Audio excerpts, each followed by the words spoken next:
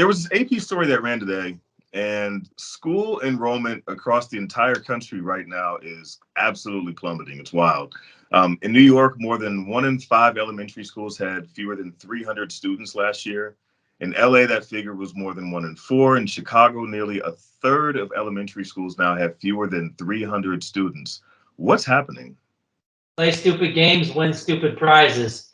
I mean, the teachers' unions overplayed their hand, and they've awakened the sleeping giant, which happens to be parents who want more of a say in their kids' education. You had the AFT and the NEA, big teachers' unions, lobbying the CDC to keep the dang schools closed for as long as possible. So again, now they're actively destroying their own empire, and it's actually kind of glorious. It's their own fault that they kept the schools closed for so long, especially because there was a side benefit in families seeing what the heck was going on in the classroom. They started to see curriculums that weren't aligned with their values.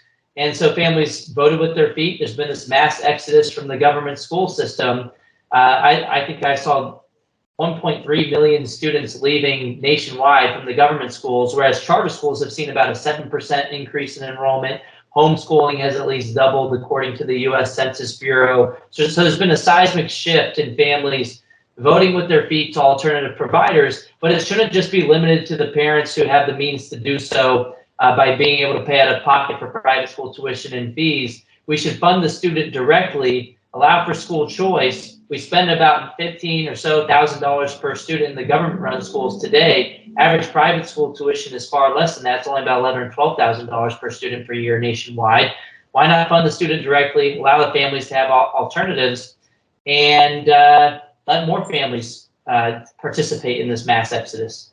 Yeah. So, I mean, a lot of the people that argue against what you're saying right now, as far as money following the students and the exodus from public schools, say that it's bad ultimately for the public school system because they're losing money, but they have fixed costs like maintenance, upkeep for the building, salaries for the principal, people who are going to be there, whose jobs are still going to be there. What would your response be to those people who are saying this is a bad idea for that reason?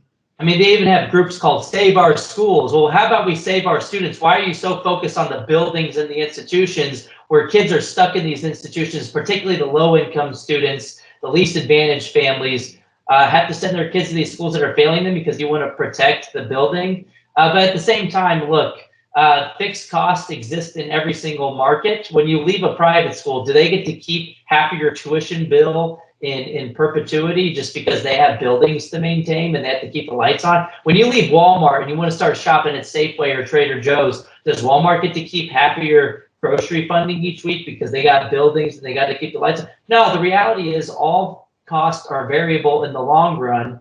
And no institution should be guaranteed your money because they have costs that they have to cover. But at the end of the day, with school choice initiatives, it's typically about half of the funding that would have followed the kid to the government school. So in Arizona, for example, the government school spent about $14,000 per kid.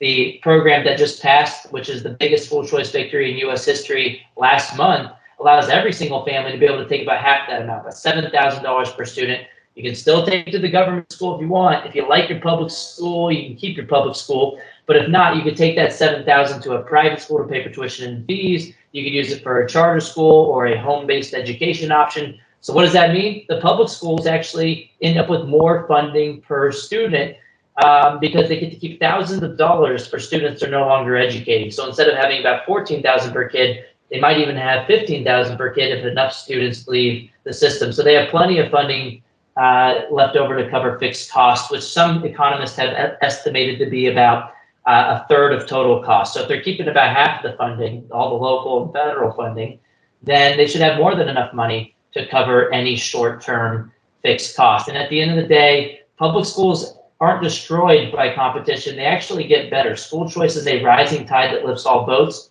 And 25 of 27 studies that exist on the topic today find that private school choice competition leads to better outcomes for the students in the public school. So this is a win-win scenario. This isn't private versus public school. This is about family empowerment and then choosing the best option for them. It could be a public school, it could be a private school. And also at the end of the day, the money doesn't belong to the government schools. Education funding is supposed to be meant for educating children, not for propping up and protecting a particular institution. No one would ever say that allowing families to choose their grocery store stole money from Trader Joe's or from Safeway. No one should ever say that allowing families to choose their school steals money from the government schools, because the money doesn't belong to the public or the private institutions. Same thing with any other taxpayer-funded initiative. We have public dollars or taxpayer dollars going to private grocery stores with food stamps and WIC. We have the same thing with Medicaid and Medicare dollars, which can be used at private or religious or non-religious hospitals. With higher education, we have Pell Grants. The funding goes to the student, taxpayer dollars. You can use that at the public or community college if you want, but you could also use the funding for private religious or non-religious universities. So what's funny to me is the same people who are for all these other programs, they only get all up in arms about this when it comes to those in-between years of K-12 education, and it's all because of a difference in power dynamics. Choice is the norm for everything else and every other level of education, but choice threatens and entrenched special interests, the teachers unions, only when it comes to K-12 education. So they scream bloody murder whenever there's any proposal to allow families to have a choice. And oh, by the way, if your public schools are doing such a splendid job, then why would anybody leave, and why would you lose any funding at all? It seems like they aren't very confident in the public school system. They're not confident in the services they're providing. I have more confidence in the public schools. I understand that they do up their game in response to the competition. They do a better job when families have true choice and there is true bottom-up accountability. So this shouldn't be us versus them. This should all be about the children and their parents. It seems like more families are kind of starting to wake up to this, and that the trend toward school choice across the entire country is accelerating. Based on your perspective, you travel the country, you talk with a lot of people. What do you see for the future? Well, the wind is at our backs. You're right. We just had a Supreme Court victory, which made it clear that school choice is not a violation of the Establishment Clause. We just in 2021 had what we're calling the year of school choice. Monumental wins all across the country. 19 states expanded or enacted programs to fund students as opposed to systems.